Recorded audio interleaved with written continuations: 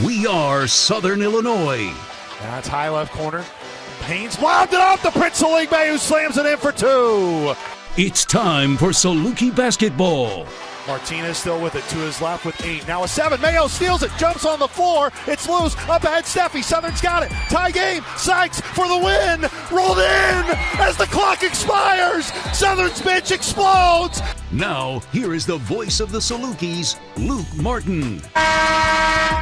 I'll tell you what, folks, it's a whole lot more fun when the Coach Rodney Watson and yours truly get together after a big-time road win, which that's exactly what SIU had at High Point last week, but can't rest on those laurels now. You got to turn the page forward to what's going to be a really good challenge in UT Martin on Wednesday night in Banterra Center. With the Hall of Famer Rodney Watson, I am Luke Martin. Coach, we made it back. Man, that was just a really big-time win for this Saluki program to go on the road to beat a good team in High Point. Man, it can do a lot of wonders for this group here early on. I say early on, but we are. I mean, we are still early on here in the early months, here in the early days of December. It's really good to know when your team can beat a talented team. That's a good thing. And I think any of us that have watched this team every game, we know we can beat a talented team. But it's really good to know you can beat a smart team, a good team that's talented as well. And that's what Southern did at High Point. Well, it was another 4-minute game for them to get on the road to be able to earn that win. It was 80-78. Southern had the lead at the 4-minute mark. This has been the 5th 4-minute game of the season so far for SIU. You go back to Nevada, that was a 2-point ball game with literally 4 minutes to go in the game. On the road at North Dakota State, tie game at 77 with 3:39 to go. UAB, that's the largest deficit, I guess you could say, in terms of these 4-minute games. That was a 4-point game with 3:56 to go. And then Little Rock, it was a 2-point lead for SIU with 3:54 to go. I bring all of that up because Salukis have won their last two, Coach Watson. How big can it be for this Saluki team as they go on throughout the year of playing in these type of games? And maybe how it was a big difference in the game last week that Southern's been there in that position where High Point, that was the first time they were in that position all year long. One of the first things Drew Steffi said to us in the postgame show is that in that media timeout at 4 minutes, right on the button, 4 minutes, Coach Nagy reaffirmed to his guys, hey, we've been here before, and they haven't. And that was one of the first things Drew said, which really meant that it stuck with Drew Steffi. And it really says a lot. The other thing that's impressive about the last two wins in that fashion, different people were on the floor.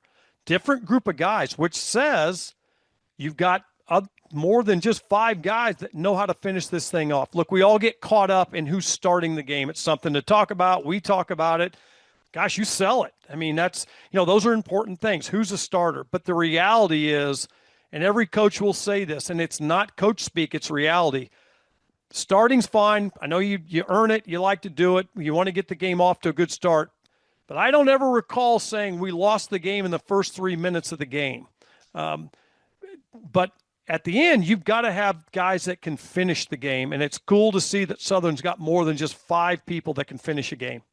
You think back to last year, it was one of the numbers I was resurfacing and looking back at. And yes, it's a little wonky. It includes the 2 league games early, which were Bradley and then on the road at Northern Iowa, which no doubt the Salukis were a much better team later on in the year. But giving up big runs was a big problem last year. They gave up 12 runs of 10 or more points from the first game of the year in Charleston up to Northern Iowa. So basically the calendar part of the year from that October, November through December, they gave up 12 runs of 10 points or more. Now the positive, or not, that's not a positive, but the other side of that was the Salukis as a team, they had 11 runs of their own where they scored 10 or more. So they were able to score in bunches, but man, they gave up a lot of those runs. How many have they given up already at this point, Coach Watson? Only 6 scoring runs of 10 or more points, and 4 of them come in just 2 games. And you could probably guess them. UAB and Memphis. Those were the 2 games where a run of that magnitude happened. Memphis went on a 12-2 run and a 10-0 run. UAB went on a 17-3 run and a 13-2 run. My point being is High Point is a really efficient team, and they're going to be really good offensively. I mean, this was a team at one point, I'm trying to remember off the top of my head, I don't have it in front of me. I believe they went on a 19-0 run against Western Carolina a game before SIU. They showed they could score in a lot of bunches. How has Southern gotten better at when it has started to bleed a bit? It's not been, man, like you're completely busted open. They've been able to at least put a Band-Aid on that cut, and it hasn't become a gashing wound, if that makes sense. I think there are two things that come to my mind right away when you're talking about those runs. One, last year there were 3 veterans that were back. This year there are 6. And I think the veteranship has a lot to do with it. Now, the veterans a year ago were still, they came back to SIU, but everybody was new. The assistant coaches were new, the players were new, and I can't help but kind of feed into thinking that didn't have something to play in that sort of thing. What do we do as a group? The next thing that I look at comparisons in the two groups when we're comparing, I just see the ball handling being so far improved with this group. I mean, you think about the last play that led to a fast break basket. That was a drill in camp you get a medal for called beat the buzzer. And I'm not sure who you give the medal. You got to give 3 medals because Mayo gets the steal. He tosses it to Drew Steffi. Steffi makes a pinpoint perfect pass after 2 dribbles, gets it to Sykes, who takes at least a dribble and finishes at the rim. Now, what do they have in common? Those are all 3 guys that played together for more than a year. I just don't think it's just by coincidence. I think it has a lot to do with when you've got veterans coming back. Those guys are part of Coach Nagy and his staff, the entire staff is back, which is really critical. I think those play into maybe any of those things we're seeing in the non-conference so far. Talked about with Coach Nagy on the coaches show this week. I think it speaks volumes of the basketball IQ of his guys, especially late in that game where Mayo remembers you have no timeouts. That is a remarkable spot where you're diving for the ball. And by the way, guess who was the only body on the floor? Damian Mayo. And you look at High Point in that situation, it's not like I'm trying to take a dig at High Point. That's a really good team. But when you freeze frame it, there was one body that dove for the basketball. And there were other white jerseys around it. To me, that was a huge factor in that game. And Coach Nagy, we'll talk about that on the coaches show this week as well. But, to piggyback off of what you were saying, though, Rodney, is the 5 returners. And when I say 5, not counting Jaheim Weber, who played or redshirted last year, didn't play. But he's back. So he's one of the 6 returners. But you look at the 5 guys who are back from last year's team. It's a little bit of a ramble here by me, but bear with me with these numbers. One of the areas going into the year that we were talking about and sharing on our conversation we would have throughout the summer, I said, R-Dub, if this team is going to be in a contention to win a Valley championship, they have to have a most improved player on their roster. They got to have guys who were coming back from last year's team, and so many throughout the league got to look at them and go, man, they made a huge stride.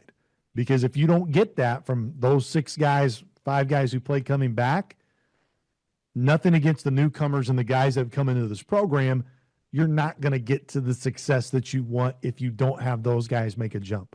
Rodney, literally everybody's numbers. Drew Steffi's numbers have kind of been about the same, but all the other returners, Damian Mayo, his offensive rating has gone from 97.9 to almost 120. And he's playing in more minutes, percentage of minutes. His turnover rate is a little higher, but his rebounding rate has gone up. His 2-point percentage is higher. Rollins Oligbe, another.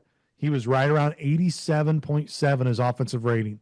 He's near 115 right now, and his minutes have skyrocketed. Davion Sykes, we've talked about him already. 102 was his offensive rating last year to 120.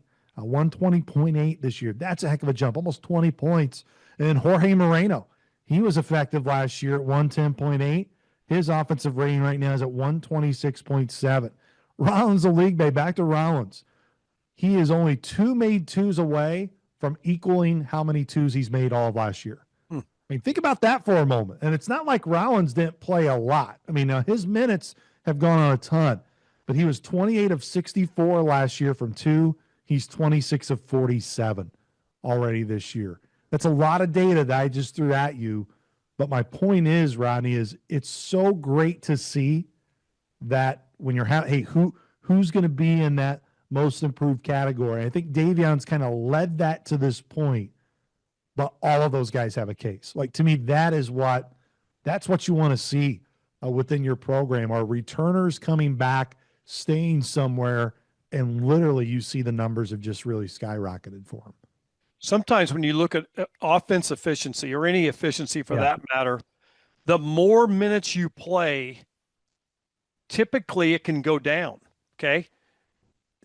And it's still a small sample size, but the season is a third over. So that sample size is getting a little bit more believable, okay? Now, once you get scouted, we'll be talking about all this stuff throughout the year, and once you get scouted, and the league scouting is completely different than non-conference scouting when most teams only have a couple of days to prepare in all reality. But still, if you're not saying it now, then we're not talking about it, because we're not promoting something that's not going to be impressive. But it's great to be talking about it right now because it's factual, and all these guys are playing a more significant role regardless. I mean, Sykes it would be an argument between the two of us because we're both stubborn and hard-headed in our beliefs. And we'll fight to the end for what our belief is. But the reality is this, if our belief's different, but any of the five that you've mentioned could have a strong argument for, up to this point, who's most improved at this point. But the reality is this: season's still young, still a third of the way over, and it's great to see all of them have made significant strides with improved and increased minutes. 22 points for Damian Mayo in the second half against High Point. If you combine all of his second halves up to that point, 23 points. I mean, a remark. And then when you factor in, we didn't really narrow or talk about it, I think, enough. We talked about his numbers, but Rodney, those were 22 points in about an 11-minute span. I mean, it was an extremely efficient time when he was getting those key buckets. I've asked this to Jalen Haynes. I'll ask it to you. And we talked about it post-game as well at High Point. Is that a realistic number for Damian Mayo every game? It's not realistic for anybody to put up that many points and a half. I mean, that is a rarity to see that many points and a half. But man, if he has shown that he's an offensive threat, the fact that now teams have to account for that and scout and treat him like that, what does that do for Southern's offense, just in terms of when he's on the floor, that you just can't give him a horse shot. You got to guard that dude. Going back to what Damien said to us early in the post-game interview, he said, my guys have been on me about shooting the ball. Well, I decided I'm going to let it go. And, Luke, you think, well, you're a college player, you're a senior. Well, you're still playing for a guy. He's had about 40 games underneath Coach Nagy, and you want to believe it. But when you get in the game, like what you do in practice is completely different from what you do in the game. The gravity of success and failure and what it means for a win and loss is totally different because, today's practice, there's going to be another one tomorrow, or, you guys get my point about that. So shooting it in practice and having freedom and all that, that's one thing. Doing it when it really counts, totally different. What it says about what it does for Damien and Drew Steffi, who's put two really good games back to back in terms of shooting the ball, they are gaining genuine confidence in themselves, but also coach really means it. Coach really means shoot the ball. And it's hard for what really good shooters will realize, regardless of, I don't need to mention the people watching this, Salukis that are great shooters. I can't speak for Mike Glenn. I wasn't around at that time. I was 17 years old and in high school, but I got to believe that Mike Glenn was so confident he was going to make a shot, but he was also confident that Josie Merriweather and all those other dudes, if he doesn't make it, doesn't matter. They're just going to get it. They're going to get it anyway. And I think that all these guards, and Stafford's fallen right in that category. He's becoming more of a willing, scoring, shooting guard.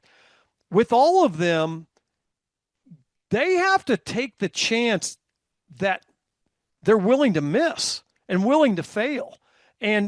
But with this team, such a good rebounding team, a team that can score inside, a team that goes the offensive boards, they also are starting to get the understanding, hey, if I miss it, we got some dudes back there that's going to clean it up anyway. And so I think you're seeing a bunch of that stuff come to play. And sometimes you just got to, I hear shooters say it all the time. You just got to feel that ball go through the net once. And I think we saw that with Damian in the second half. And let's see how it carries over. It's the largest comeback for Southern, 14 points. The last time they came back from a deficit of that nature, do you remember? Murray State on the road when the Salukis trailed by 20 in the second half. You're welcome, Jeff Bidwell and Kenny Boo Roth. Love to bring that up for our good friends on the Racer Radio Network. When Xavier Johnson, of course, hit that game winner. And it's not, and I don't think those guys would take it this way. I think they would understand where I'm coming back to. This High Point team's really good. And that was a Murray State team on the road that just struggled. They were in the bottom half of the league. Like, to be able to go on the road and trail by 14 points, to come back in the way Southern did, Coach Watson, to me, that's where it just feels a little bit different. Do you agree with that? Well, what was different, and we talked about it, was it in the first half. I saw a defense out of High Point that I haven't seen since Chris Lowry's 07 team. And the way they guarded in the half court, they were not letting Southern breathe. And while I wish it wasn't happening to Southern, for a guy that enjoys that, that was fun to watch. From a basketball standpoint, High Point, they were as active and they were played as hard on the defensive end and being active, being in gaps, closing back out when the ball, Southern couldn't really reverse the ball. But when they did, there was someone already there. Southern didn't get many clean looks, down 14 at half, I believe. And second half, Southern comes out. I don't think we scored on the first one, but I believe we scored on the second one. All of a sudden, what amazed me is that I didn't see that defense again. Southern gets a bucket. I think they might have got 2 out of the first 3 possessions, or somewhere I'm close to that. And all of a sudden, High Point's walking the ball up the floor. A team that will pass the ball in transition if they can't dribble it fast enough. And and then throughout the entire second half, now Southern makes shots, and then Damian Mayo makes shots, and Southern makes 10 threes in this game. And all of a sudden, it is a part of college basketball. And so for a good team like High Point, they really got out of their game. They got out of how they guarded. They stopped guarding as hard. And then what Southern's adjustment, when Coach told us after the game that he stopped switching, I didn't recognize. I mentioned it at halftime in one of the Woodward Wellness adjustments that High Point's just turning the switching. They're turning the ball screen defense up high against them. They've got to make an adjustment there. And, man, did they ever. And all of a sudden, High Point couldn't get clean looks. And quite frankly, High Point got some major breaks down the stretch. That wasn't necessarily what won or lost the game for either team, but it wasn't like everything went Southern's way. But the way Southern changed their defense to get High Point to change their offense, which they didn't adjust well, and the way Southern did such a great job of taking care of the basketball. When 12 turnovers in the game, High Point had 11. We talked a lot about steals and how many steals they averaged per game, High Point. Southern was taking care of the ball. Back to my point about closing games out when you got ball handlers. Just those things all worked together and gave Southern a great chance to win, which they did. How much credit, because you've been in the shoes of Coach Nagy at Southern Indiana as a head coach, and obviously clearly when you've been an assistant as well. And there are times, I'm sure, in games, you've been a part of both of them, Coach Watson, where you see a trend, and either where you're an assistant and you say, hey, may need to switch this up here, and maybe sometimes been told, no, this is what we do, versus you being a head coach when you get an assistant saying, hey, we may need to go to zone.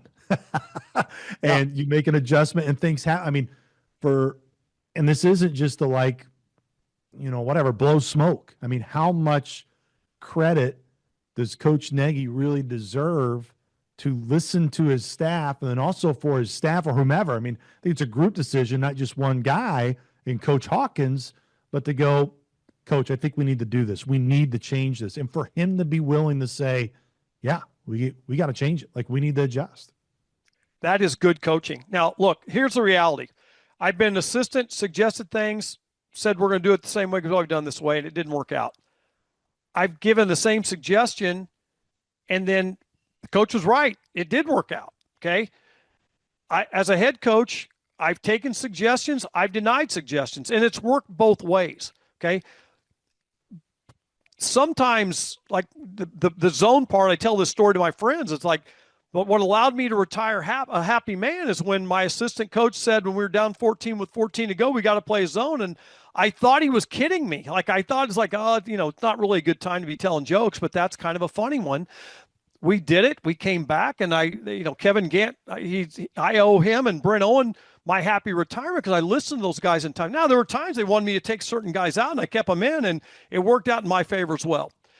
But in that game against High Point, the thing I like about the practicality of Coach Nagy, now he doesn't, he's like, it's like baseball. I mean, you wait one more pitch and you're a bum. You make the right decision, or you get lucky and there's a strikeout or a pop-up or a ground ball into a double play. You look like a genius. That's part of coaching. Nothing is 100%. But to watch that and to see that adjustment, I'm telling you guys, that is good coaching. And too often we get in our own way, and it tells me that Coach Nagy is not getting in his own way on certain things. He sees things that need to be tweaked, and he'll tweak them. I'm sure he sees things that need to be tweaked. He's like, no, I have confidence that this guy can make the shot. I'm going to keep him in. But in that circumstance, those adjustments they made at halftime, it allowed Southern to win a really big game, and it gives me confidence as a fan, not as a broadcaster, not as a former coach, that, hey, man, we're going to be okay. Something may not work, and I'm confident they're going to make an adjustment. One of the areas before we turn our attention to the Skyhawks, and a great conversation that you had with their head coach coming in here on Wednesday night, and Jeremy Schulman, and it's going to be really good to hear from him. He's in his second season at UT Martin and really has done a good job in the short amount of time that he has been there. He's want to talk about Jalen Haynes. Let me rephrase that. Coach, before we continue and talk about UT Martin, I really believe Jalen Haynes deserves a spotlight here and what he is continuing to do as a true freshman. And that's the beauty of this thing, is that I can go all the way back to 2002 through Ken Palm in terms of their metrics. And there's many different other ways you can weigh it. I get that. But I wanted to see, okay, where has there been in our time, at least in the Ken Palm era, of a freshman that has played in this amount of minutes? So you go by percentage of minutes. It's been this effective, which there's many numbers you can use, but we went with the offensive rating. And then also using as many of the possessions that they are in a game. So how I quantified it, or how I went through it, just look through guys who were freshmen, not necessarily just redshirt freshmen, but freshmen, where they were a redshirt or not. They had to meet the criteria of playing 40% of the minutes of the season. They had to have an offensive rating of 110 or more, and they had to be involved in 20% or more of the possessions. How many freshmen at the end of the day met that criteria? There were only two. One of them is Jalen Haynes currently, which, again, a big factor of this is there's still a league season to go. Not trying to make that all the work is done here. But who's the only Saluki freshman that played in 40% or more of the minutes, that had an offensive rating of 110 or more, and was involved in 20% or more of the possessions? It's Darren Brooks is the only other one. And let me tell you, there are some really good freshmen that come in and played in between those guys. Not to say that those guys are carbon copy, but the fact that Jalen's putting up and in that type of conversation here on December 8th, as we record this, that's pretty remarkable, is it not? It's really good to start the conversation, and it's exciting. And you're leaning on numbers, which you always do, and it's great and it's fun to hear that. Darren Brooks is saying right now, well, we'll see at the end of the season where he stacks up with me. And I'm just kidding. There's no one going to be more happy to see a good player than Darren Brooks as a Saluki. But the eye test tells me when we talk about this on our drives, and we've driven a lot, folks, it's names like I compare him with the eye test to Kent Williams and Marcus Timmons and Ashraf Amaya. I mean, freshman, it's hard for a freshman.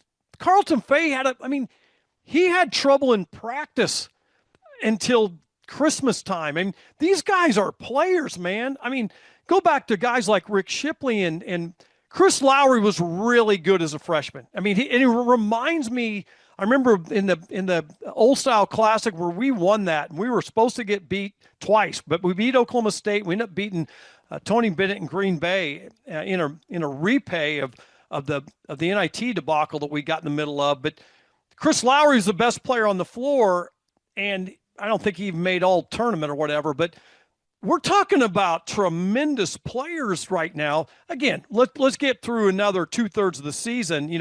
Go through 20 more games and stack it up. But I know in December of 90, when Chris was a freshman in Old Style Classic, he didn't even mention it. It's like, well, that's stupid because he was the best player in the whole tournament. And the eye test will tell you Jalen Haynes is really good and he belongs. And we're going to play a team that's going to start 3 freshmen and a sophomore. And so that's the other thing about this era. We can bellyache and complain about 24-hour free agency, but we have a chance with good recruiting to see some really good young guys, regardless of what the year happens to be, because I think in this era, you got a chance to get some good freshmen. And frankly, I don't think he's the only one we got. No, and I think you're exactly spot on, especially with what Daniel and Luke continue to do behind the scenes in terms of their redshirt role. And again, it's as we record the day on December 8th, there's going to be more games, of course, as we go throughout the year. But the highest, and again, the threshold you had to meet, again, was that threshold I went of 40% of the minutes played and average at least 2 shots per game to qualify. Who's the leader currently in the Valley in 2-point percentage? It is Jalen Haynes. He leads the Missouri Valley Conference right now, shooting at 78% from 2, which is the highest in the league right now. Drew Steffi not too far behind him. He's in the top 10 right now. He's shooting at 66% from 2. That's 9th best right now in those parameters. But both those guys continuing to do really good things. And our fans, if you haven't, by the way, during this conversation, be sure to listen to our conversation with Jalen Haynes on Inside Saluki Athletics, presented by Northwind Roofings and Exteriors. It was a really good conversation. Just a great kid. I say great kid, but he is a great kid and is going to do a lot of great things here at SIU. Well, let's go ahead and continue now. Coach Watson, you were able to catch up with Jeremy Schulman, who's in his 2nd season at UT Martin. He'll enter with a 500 record at 21-21, but this was a guy that spent 14 years as a head coach at Eastern Florida State College in the JUCO ranks. He was 346 and 107 in those 14 seasons with 5 national tournaments. Man, this is a guy that's been a winner, and you look at his roster now, man, this is your kind of roster now with all those pronunciations. It's enjoyable for me, for a guy like me to get into Radakovich and I could just go on and on with Petkowski and we're going to say Bukmarovich a lot, hopefully not much on Wednesday during the game, but let's talk about Jeremy Schulman for just a minute. What a resume. How about this? At age 16, okay, probably maybe a junior in high school, possibly a sophomore, whatever. He starts, for college coaches, listen to this, the Midwest Ballers Elite out of Nashville, Tennessee, a team that evolved to be one of the teams you better go see when you're down in Florida at the Milk House in the last week of July for the entire week of July. And that time you're going to watch them. If you're wanting to get an eye on some good players like Scotty Hobson out of Tennessee, that was a tremendous player, and I can go on and on. You better watch his teams play. He started when he was 16 years old.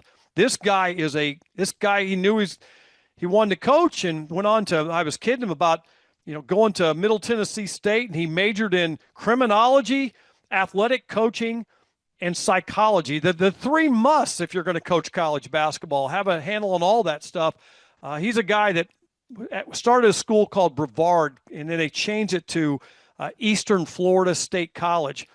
From 2014 to 19, he went on a tear with that program, winning 84% of their games, getting to Hutchinson, Kansas, in junior college basketball in Florida.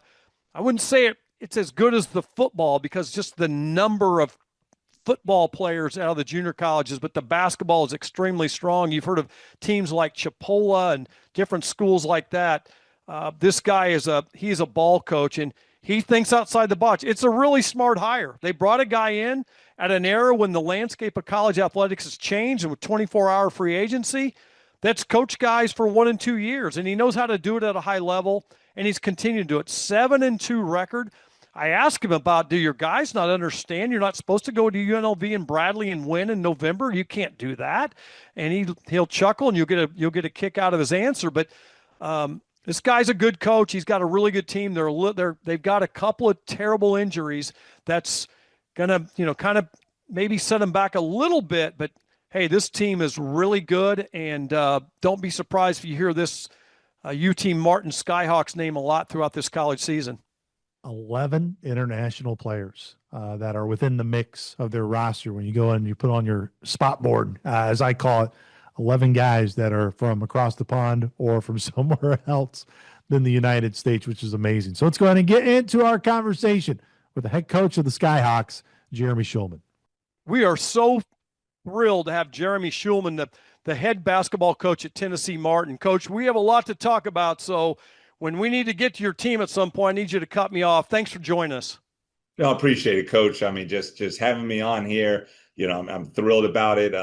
I'm probably more thrilled about the Zoom than having to go against a Coach Nagy team for a couple hours on Wednesday, but we're going to give it our best shot. Well, we know you're a college coach talking that stuff because we also know you went to UNLV and Bradley. Did your players not understand they're not supposed to win at those places?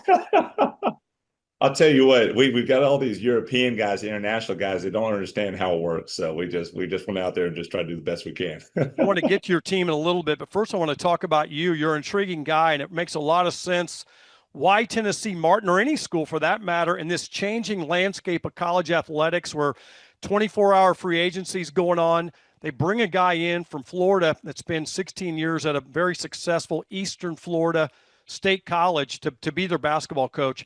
Coach, on those lines, how much does this, the transfer stuff, how much does that affect you? It really does. But I mean, to go with your first question, why UT Martin? A number of reasons. Number one, I'm from Nashville, born and raised. I coached AAU for a long time, back before AAU was as chaotic as it is now. We ended up kind of settling into recruiting a whole lot of West Tennessee players back when no one recruited any West Tennessee players. And so it's really cool because I used to coach some players that ended up playing at UT Martin. I've coached players from Martin Westview High School, like way before, 2 decades before getting this job. And so when this job came open, obviously this just felt like the type of job that was a dream job for me. I was very choosy on what to pursue to leave Eastern Florida.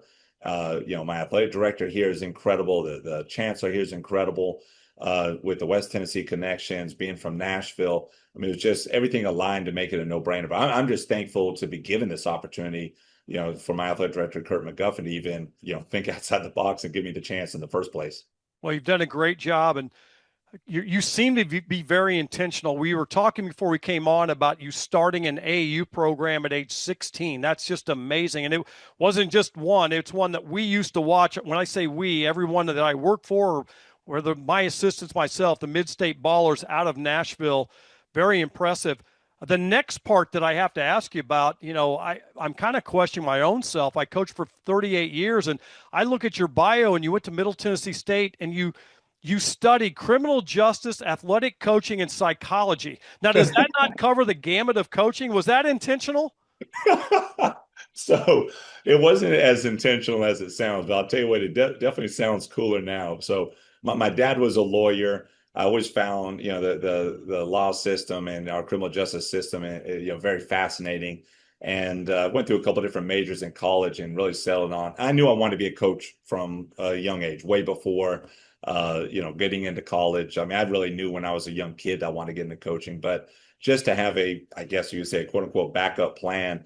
I thought, going into Crim J and studying to be a lawyer just in case I didn't want to do the coaching thing at any point, having that background was good. And in psychology, I've just always been fascinated with psychology, and that part really does help with our guys these days. So that's kind of the history on that. Well, I have a counseling degree, and I'm married to school counselor, so I believe me, I can relate to the psychology part, and it is really critical, quite frankly, regardless of what era we're talking about. Coach, you are known for international recruiting, but it appears to me, if I were to ask you your favorite international recruit, I'd have to think that maybe your wife from Latvia might be your best recruit. Is there any truth to that? There's 100% truth to that. And so, yeah, my wife is from Latvia. She had just finished up a volleyball career, a really good volleyball career at UCF in Orlando.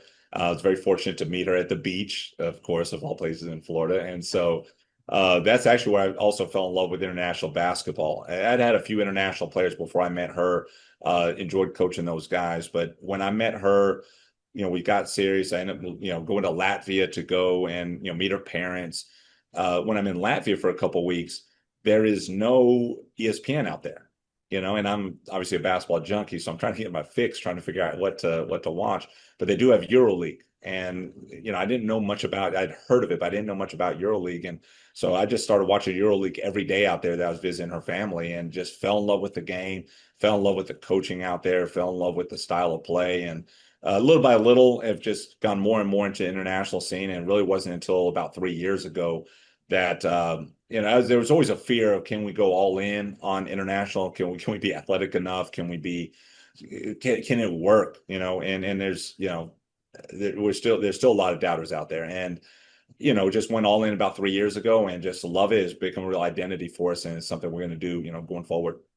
Our first international player we had, Kai Nürnberger, was from Germany. Coach Heron had coached him in high school back in the 80s, and then Kai had gone to Southern Illinois, and then I remember Ron Smith, a great assistant coach for Coach Heron, who I'm very good friends with and worked with. He recruited Emeka Kinwa from Nigeria, and then from there we got several other players. One in particular, Mirko Pavlovic, who was from what is now Serbia, then Belgrade, and so we're familiar with it. But I'm curious how you've seen the change in European basketball throughout not only the recent years, but maybe from the time you first were intrigued by international basketball.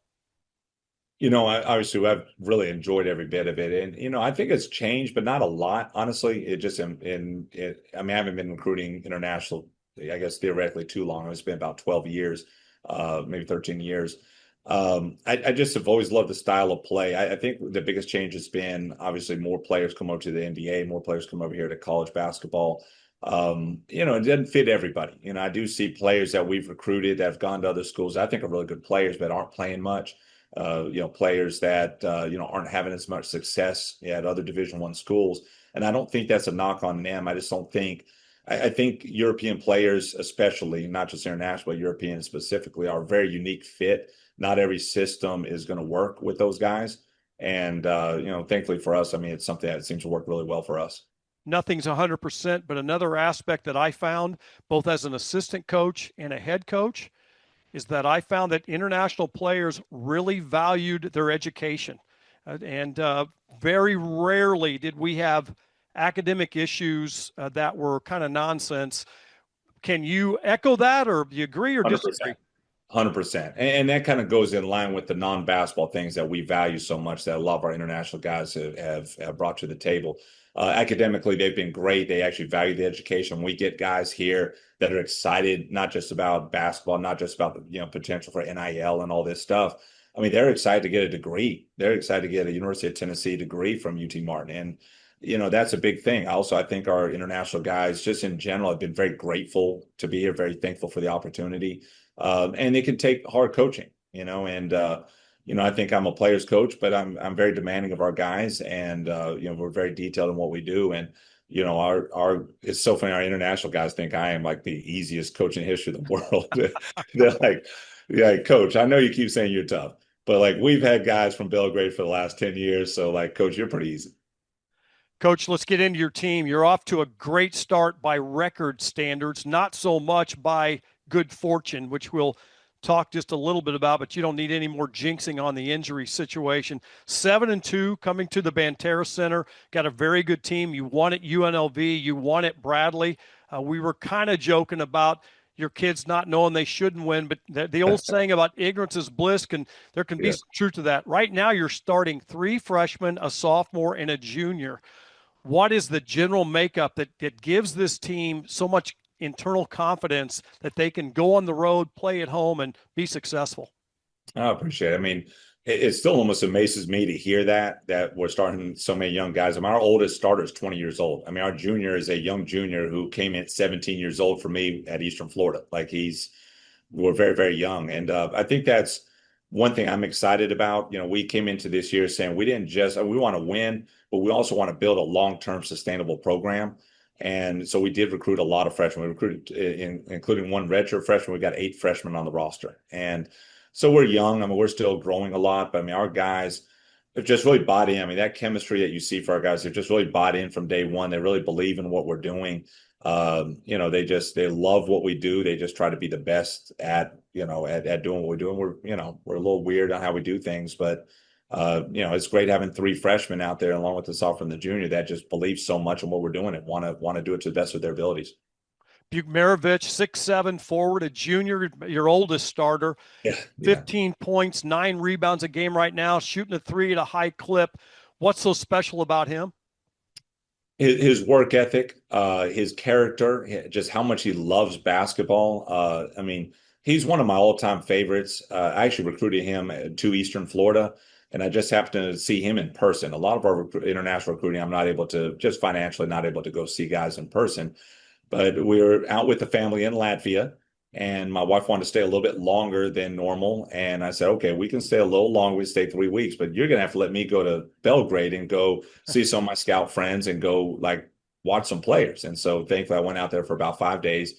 Went to this workout and just saw Andrea. He was this little known guy who's not from Belgrade, drove 5 hours to get to Belgrade, which is very hard to do in some of those countries.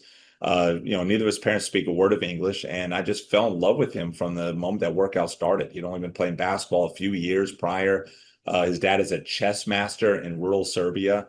And I mean, to sacrifice and come all the way here to the United States, to a junior college at Eastern Florida, to come play for me and to trust me again. He was 17 at the time. I think that's why he's having success now. He loves the game, and he wants to be coached, and he just wants to learn. And I mean, right before we were about to get on, he came in the office and asked to watch film, and I had turned him away. I said, we have to watch a little bit later today, but because I had this. But I mean, he just wants to be the best he can. For Saluki fans listening to this, watching this, I will say to you, just a statement. It sounds like you described Mirko Pavlovic.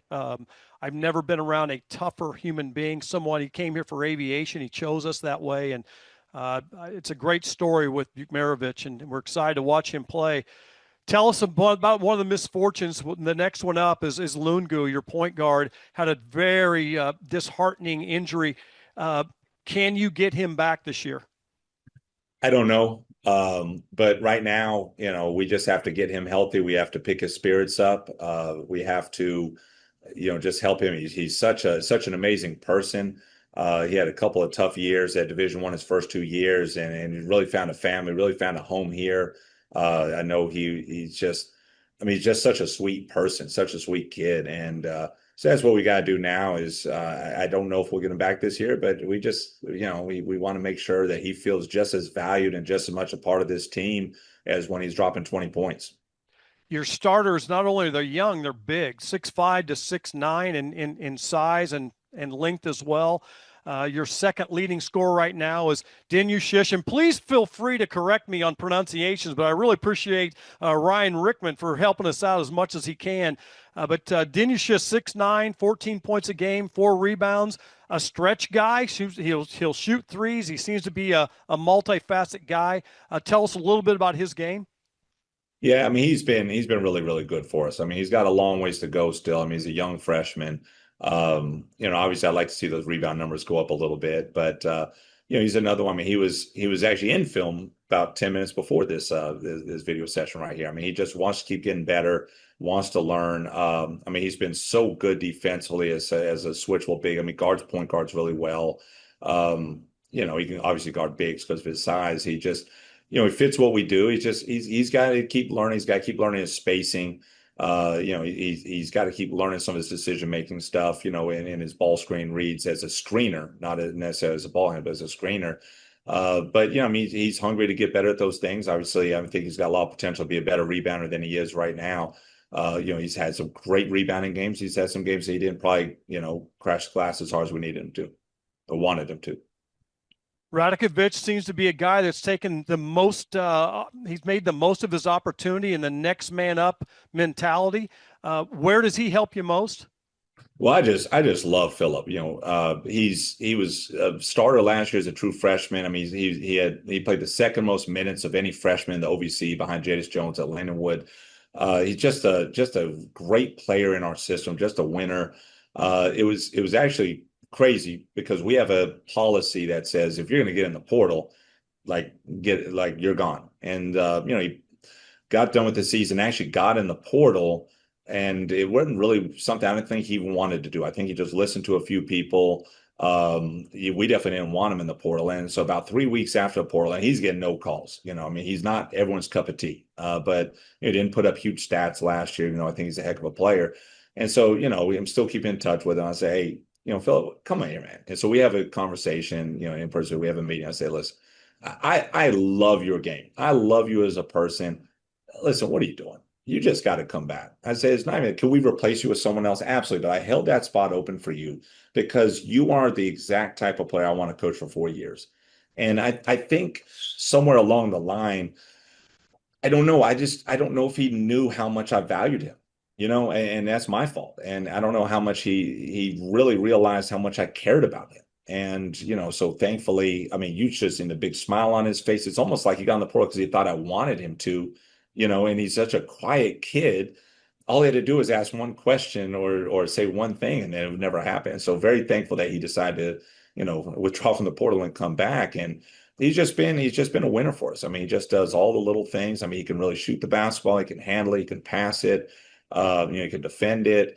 I mean, just fits what we do. I'm just a huge Phil Radakovic fan. And that psychology degree is coming through when a coach makes moves like that. That's for sure. Petkoski, 6'5", now seems to be your primary ball handler. How do you trust a freshman with the ball in this day and age to be playing at such a level you're playing? Hey, I believe in him so much. He was one of my favorite recruits.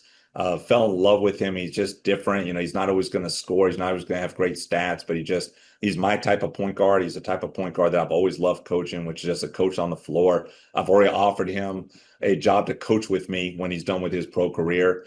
And he'll definitely do that. He's like having a coach on the floor. He's a great basketball mind. He's just an unbelievable person. He watches more film with me than any player on the roster. And that's saying something because we got a lot of guys that love watching it, but he's my guy. Another guy that seems to be making the most of the opportunity is Damian King, a local, kind of somewhat local guy certainly by your standards. But what switch has flipped for him? He's a no. He just wants to do right all the time. And we knew when we recruited him, he was going to be a really good player, but we also knew it may take a little bit of time. And he got here in summer and was just hungry to learn and just wasn't even close to ready. Physically he is, but just understanding our system, understanding the college game, it wasn't close to ready. The fall hits and he's still working so hard to try to figure it out, try to get ready. And he just keeps working and he wasn't ready. Season starts and he's just not ready, but he's getting closer. I mean, he actually played a couple minutes in the UNLV game. Like, of all the guys I could have gone to off the bench, I mean, he got in for a couple minutes in the first half. And so that trust was starting to begin, but there was just no opportunity for minutes just in our rotation. Unfortunately, with Lungu, with Dragos getting, hurt, Damian was kind of the next man up guy, and he's taking advantage of that. Your team is interesting, man. You got a great record, and yet when I look at the stat sheet, nothing really blows me away, with the exception of 3-point shooting. So kind of going in that direction. How much time, or how much do you value skill development, especially with shooting? We really spend a lot of time on it, but obviously we'd like to shoot the ball even better than we are. We think we've got a team that can really make shots. We spend a lot of time on it, and we just want to give our guys confidence to be the best shooters they can. I think you're going to see us shoot the ball even better as the year goes forward, because I think we've got a lot of young guys that are still trying to figure it out. Guys like Vladimir Kripa, who I think is an outstanding shooter. When you look at the stats, I can't remember. It's very low. Like, I think he's missed his last 7 threes or something like that. But some of that is these guys are playing their first ever college games, and we spent a lot of time on it. I think we have some really good shooters. I think you're just going to keep seeing that go up and up and up, just with confidence and experience. You're really defending the three well. Is that something you do intentionally? Is it something just kind of happenstance? Yeah, that's a great question. I should have a better answer for you. I don't even know. I just know we've got a certain, way we want to guard the ball, and we just have a focus of just trying to be as micro as possible and guard every possession, the best way we can, and then, kind of add up the totals on it. And our guys have followed our scouting reports really well, and we've had success doing that. But I wouldn't say we're a team that says, hey, we got to chase you off the 3-point line. I just think we've got a way of guarding and a way of doing our scouting reports that we've got to be very attention to detail on. And I'll give our guys credit. We've done a good job, and hopefully we can keep that going. Whether you look at your stat sheet or the many others that are out there on the internet, what do you value most when you're looking at statistics, specifically about your team? So you're going to think I'm crazy, and I'm like born and raised a stats guy, and I barely look at stats anymore. Really? And I actually kind of fell into a trap of looking at too many stats last year. I am a video guy. I'm a film guy, like through and through. And I'll watch every game that we play about 3 times through. I don't know whether head coaches do this, but I watch film with our guys. They can watch with assistants also, but I want to watch film with guys individually. So that's where I block off all my time throughout the day. I'm a film guy, and I think stats can tell you lies. And I love stats. And I grew up a stats guy, so I hate even saying that, but I want to see what each possession looks like. I want to see what each rotation looks like. I want to see what every space on offense looks like. I want to see what every decision making looks like. All the stuff that you can't quantify. So if there is a stat I look at, it's going to be something as basic as plus minus. I'm a huge on-off rate guy.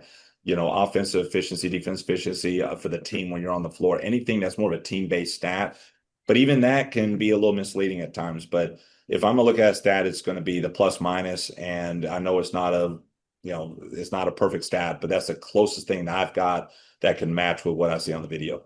Coach, now, my assistants love the stats, by the way, so they'll tell me every stat you can possibly imagine. But that's great. That's the balance. So I've got them. I've got some really brilliant assistant coaches, but I have to tell them, listen, guys, I'm going to be honest, I don't care. I got to trust what I'm seeing on film. Well, that leads right into where I was going next, because I was a head coach for 11 years, assistant coach for 23, and I'd like to think I was on both sides of that equation. In this age of where we can now challenge, or whether it's recruiting and it's ongoing, recruiting's will always be the lifeblood, but even now, with my friends that are still in it, guys like you, your phone never shuts off. But never has there been a time, in my opinion, where head coaches have to get really good intel, whether it's from your staff or whoever. Where do you go for good intelligence, whether it's to challenge a call or to sign a recruit or give kids more minutes, or what's inside you that says, okay, this is what I need from whether it's my assistants or whoever? Well, you kind of answer with that last statement. I've got to have great assistant coaches. I got to try to do the best I can as a head coach, and I've been very fortunate to be in this business for a long time. But my staff's incredible, and I really want to point out Drew Kelly, my top assistant coach, and Coach Kelly is absolutely unbelievably good and unbelievably brilliant, and he's who I rely on, and the rest of my staff's phenomenal as well, but that's the intel. That's intel. It's humans. It's trusting in people, and it's him. It's Mark White. It's Selly Hahn. It's Truman Moore. It's Jawan Holmes. It's Nick Johnson. My staff is absolutely phenomenal, and that's why I've got to trust, and I trust them completely. You mentioned Mark White, a guy that you worked for. Now, what's that like, man? That's an interesting dynamic where the head coach becomes the assistant coach. How's your relationship in the flipped roles? Well, Mark is just a brilliant coach, first and foremost, and he's won so many games as a head coach. And of course, he gave me my first start at the college level at East Mississippi, and he and I've been close friends ever since. And so it was such a no-brainer. He was the first person I hired, on the staff when I was able to get this job. And he'll tell you the same. I mean, there's been some growing pains on. There's no doubt about it. I mean, he's been a head coach. He hasn't been an assistant in a long time, and for me, be the young guy who used to work for him, there's definitely been some, adjustments there. But credit to him for figuring it out, especially even more in year 2 than in year 1, and figuring it out. And I mean, the value he brings to the staff is fantastic. I mean, he's just such a great basketball mind and a great recruiter as well. Southern Illinois is coming off a great win at High Point. No secret to you. What's impressed you about the Saluki so far? I mean, they probably should have paid us more money for the bye game coming out there. So, I mean, they're really, really good. I mean, Coach Nagy he's a phenomenal coach. He's done such a great job. I mean, we didn't pick this game because I thought this was a coach that we could just out-coach or anything. We picked this game because, it's a close driving distance, and it's a team that we thought, with the way Coach Nagy coaches, that could help prepare us for the OVC even more. All right. Obviously, we want to come out and give it our best shot to try to win this game.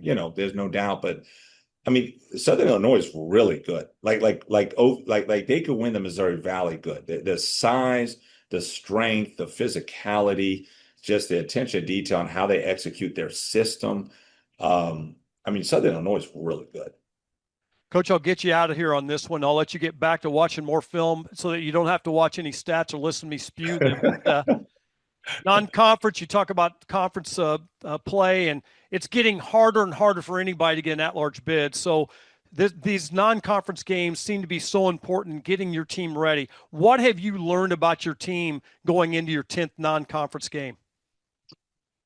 I'll tell you what, the biggest thing I've learned is just how special we can be just with our buy-in, where even a guy like Dragos Lungu, who, I mean, let's be honest, he was probably our best player. And for him to go down, in that Southern Miss game, I'll be honest, I didn't know if we could beat Charleston Southern or Alabama State. And I knew those two were going to be really important games, even though they're non-conference, leading up to obviously Southern Illinois, because we knew Southern Illinois was going to be a really tough game.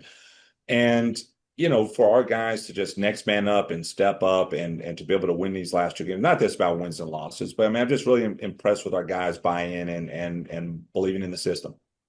Coach Schulman, thank you so much for spending time with us. We look forward to seeing your team play on Wednesday. Coach, I appreciate it so much. Thanks so much for having me on here. Big thanks to Coach Schulman for taking time to sit down with our coach, Rodney Watson. All right, let's talk about this Skyhawk team, Coach Watson. 3 straight wins for them since they lost to Southern Miss. Their 2 lone losses this year are to Florida State on the road, which they lost that game by 14, and then Southern Miss. They lost in their MTE. But this is a team that's won at UNLV, which, by the way, that was the season opener, and that's when UNLV would go on to beat Memphis shortly thereafter. They won at Bradley already in Peoria this year. They beat the Braves 78-67. Well, it's hard enough to win in Peoria, let alone the win in the fashion that they did. Granted, the injuries, no doubt, are a big concern right now for Coach Schulman. But regardless of that, even with some of those key injuries, it's a group that Southern better take seriously on Wednesday night. You better believe it, man. This is a good team. And, again, we've talked a lot about the coach, but the coach knows how to put teams together quick. He's been doing it throughout basically his whole coaching career. He's got length. There are probably 3 statistics that impress me most. One is the length. They're going to start 6'5" to 6'9". That's who's going to start the game. They're going to bring 6'4", 6'2" off the bench. They're going to bring 6'9" off the bench. They were playing a lot of guys early so they could kind of do what Southern does. They can kind of wear on you, which I think has been a big factor for Southern. It's showing up. They shoot the ball at the 3 at a high rate. They're shooting 46%. They're shooting 46% of their shots from 3, and they're shooting it at a nice rate, a really good rate of just right under 33. But yeah, so they're shooting a lot and they're making a lot. and they're living with that. But what they do on top of, they rebound really hard as well. They use their length, as we talked about earlier about Mayo and the shooters that Southern's are starting to evolve. They trust if they miss, they got guys to go clean up. So they're doing that really well. The thing that's that really kind of gets me is they're playing with good pace. They're playing 69 possessions a game, but other than that, they turn the ball over a little bit. They More than a little bit. Yeah, they turn it over, but what they do a really good job with also is they guard the three well. They're only giving up 27% from three, which is in this era is a really strong number, which means that while Southern's got to continue that, they've got to be strong and continue to do what they're best at going inside. Should we take them serious? Fans better take them serious. If you want to see a couple of good college teams play, come to Banterra Center on Wednesday. This is going to be good basketball. It's going to be played with good pace. It's two good coaches going at it. So, this team is with Little Rock being banged up as well. Right now, I can't imagine there being another better team in the OVC than this team. This team is legit, and they're only getting better with how young they are. They started junior. Maravich is a 6'7" junior, leading them in scoring at 15 points and 9 rebounds. Then they have a sophomore and 3 freshmen. They're bringing a freshman off the bench that they've been forced to play in Damian King. So this is a very good, talented team that really has believed in themselves early. Yeah, according to KenPom, when you look at the rankings right now, the top 3 in the league, UT Martin, right now they have the highest KenPom ranking of 214 out of any of the teams there. SIUE right behind them at 224. SEMO with Brad Korn right at 227. So right now it's like those are the 3 teams metric-wise that KenPom really likes are going to be in that mix, and it's no surprise to see SEMO in that mix with Coach Korn and the job that he's done down there. But continuing with those numbers, and it's what you said, Coach Watson, defensively, they've been really good this year. They are 72nd in the country, according to KenPom, in terms of affected field goal defensively. But also, like, this is a part now. The one downside of this is they have not shot free throws well. They're in the bottom percentile in the country when it comes to shooting free throws, right around 64%, 63.9, according to KenPom, which takes away, by the way, those 2 non-D1 games that they have in Kentucky Christian and Brescia. But they average, I should say, they have generated, in terms of their free throws attempted of their field goals attempted, they are 9th in the country in free throw rate offensively. They are 50.9. They get to the line a ton. Now, they've not been able to make them at a high enough clip, but that ultimately tells you what? They draw a lot of fouls. For this SIU team, knowing they have a lot of depth, how important is that to not let them get you into a lot of fouling situations and get them to where they want to go, which is the free throw line? Yeah, because I'm not buying that. I see the number. I see the 64% free throw, but I see Maravich shooting 60%. And we saw that in Memphis. We saw a 60% shooter basically, getting a free throw contest by himself and not miss any. So you don't want to foul the guys that can score. That's for sure. I mean, you got to make sure that you handle their length like Southern's done in rebounding, like they did against Memphis. I'm not comparing this team to Memphis, a team that just beat Baylor last week at home. But I am saying they use their length wisely in how they defend and where they want to get to on the floor. While the number on free throws is a negative right now, I wouldn't want to take a bet on that with those guys. So Southern's going to have to play strong. They're going to have to get bodies on people. Southern's really playing physical. They played physical at high point. They were blocking out hard. They've got a situation now where they're understanding they got to block certain guys out so somebody else can go get the ball. Sometimes you got to block the rebounder out and trust your teammate to go pick it up. And Southern's doing a good job playing team rebounding, which is important. It's going to be key in this game. Coach, one of the other areas too, and again, it's not to be, we're just stating what it is. UT Martin almost turns the basketball over on 20% of their possessions. That's 345th in the country. 19.2% is what they're at right now in their turnover rate, which means what? They allow a lot of points off turnovers. Almost 19 a game is almost what they surrender in that category. But then another area that Southern's not been great at, but has been a little bit better recently, has been second chance points. It's been an area, it's been a negative for UT Martin as well. About 16% of their points come from second chance opportunities, which is right around 250 in the country. Those are probably going to be two really big areas that you and I are going to be talking about on Wednesday night, is how is Southern doing in terms of taking care of the basketball and where UT Martin is in that category. And also, can you make them pay? Like, can you, if you get a good shot and you can't get the fall, can you get that second chance opportunity? That surprised me, that number. I haven't seen that number. I am looking at their 126 offensive rebounds in 9 games, which is a strong number. Again, it's going to come back to physicality. They're apparently getting the ball. They're giving themselves some chances to score. They're not converting, apparently. But again, it's not another bet I'd want to take. I want to make sure that Southern takes away those 100 and some, 10, 12 offensive rebounds a game, and not let them prove us wrong that they don't. But you do that by taking away they even take away the opportunity. It comes back to a phrase we'd say, and again, it's something we said all the time in scouting reports, is be physical without fouling. You don't want to foul. You don't want to foul, but you still have to be physical, which means it's like diving on the floor. Your point about Damian Mayo being the only one on the floor.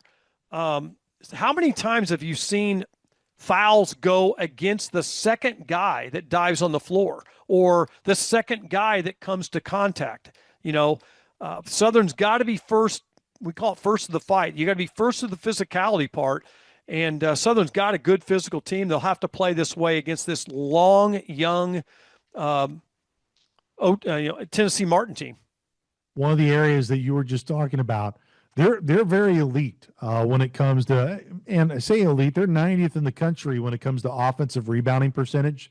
So they average about 34.4% of their rebounds offensively in terms of their offensive rebound rate, which is why they average about 12 points per game in second chance opportunities for them. They give up around 11.4 second chance points per game. Pretty much a wash. I mean, not quite a wash, but they get more points on second chances than they normally give up. The biggest area, Coach Watson, is what we just described. It is the turnovers. They only get, looking at their points off turnovers a game, they only get 12 points by average off of their opponent's turnovers a game.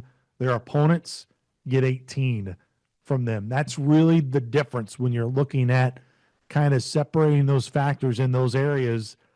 Their second chance opportunities, to how many they get, it's about even, but it's not been even in terms of the turnovers.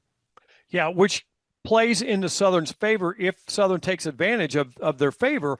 Southern's depth. I mean, tell me of the 9 guys in the regular rotation that you wince when you see somebody going in.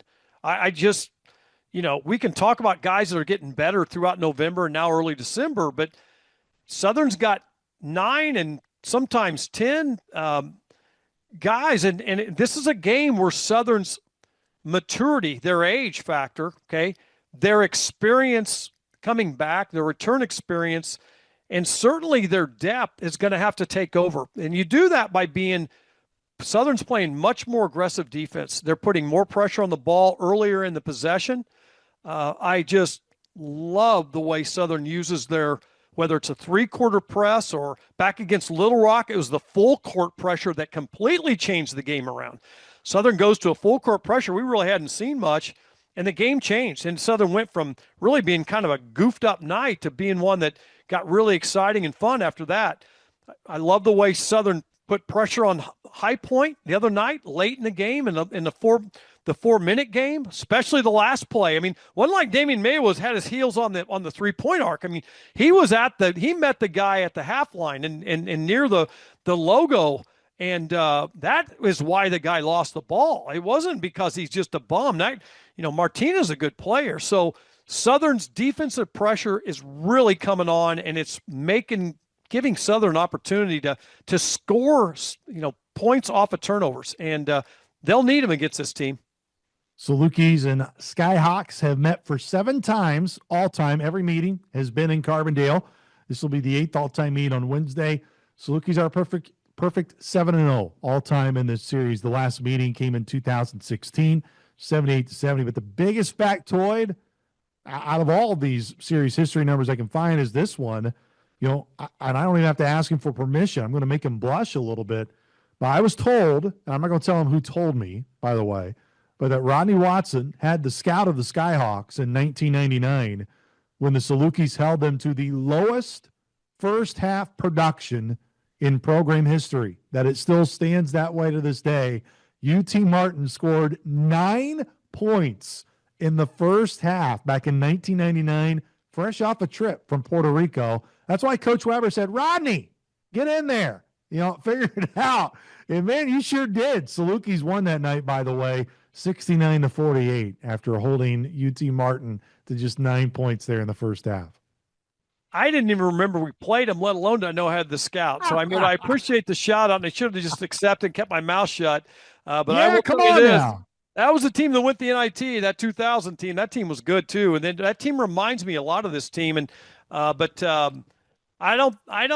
be surprised if the Skyhawks only have 9 at halftime. But it was that kind of leaning back on the old days. That was a good night for the old Salukis. It sure was a great night for SIU.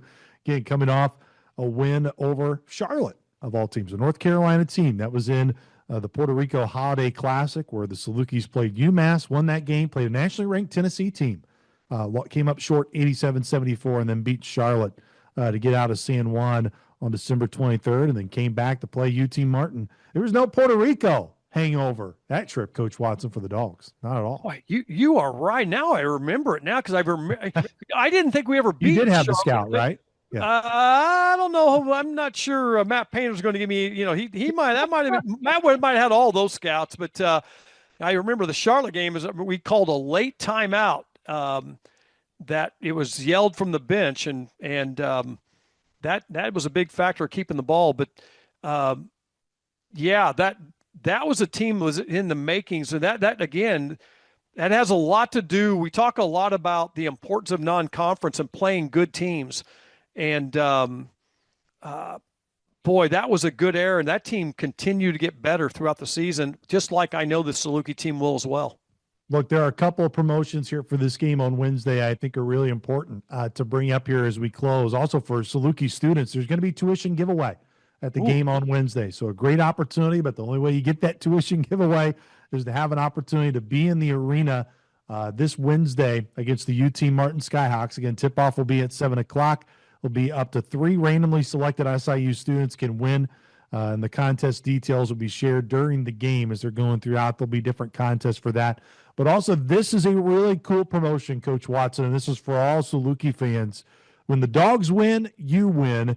If you buy a full-price ticket to the game on SIU men's basketball game here on Wednesday night, could be a courtside seat, could be wherever, courtside. You want to be courtside if you want to be close to Coach Watson and I. If Southern wins that game, you will receive a free ticket to the next home game against Illinois State, which again will be December 18th. That will be the Valley opener for SIU. So when the Dogs win, you win. If you buy, it's only when you buy a full price ticket, not one of the discounted tickets for Wednesday.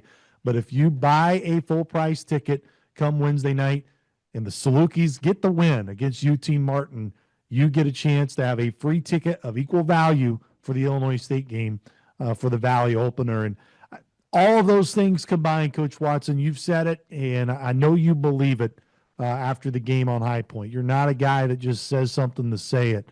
The Saluki team's a lot better, and they have improved a ton throughout this season. You know the type of basketball that the fan base loves to see.